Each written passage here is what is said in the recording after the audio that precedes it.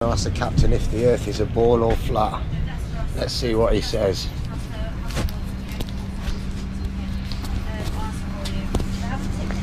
There he is. Right, you're going to say thank you to him?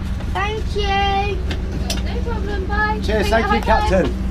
Thank you. Can he come down and stick his head just in that bit? Do you want to go and have a look? Wow, look at all that. Looks technical, doesn't it? Right. Have a good holiday. It was fantastic, wasn't it? Yeah. Go on then, let him crack on. I just got one question to ask. Flat or a ball?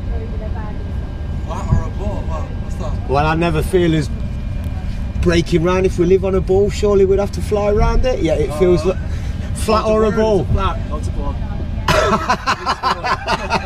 I think it's flat. Yeah, me too. Pretty flat to me. It certainly does, doesn't it? And you've got that flight instrument down there to keep it flat. Gravity exists. Gravity? There's an unproven theory. No, it's not. Let's rock and roll. Cheers, fellas. Thank you very much for the flight. How can we go all the way around them?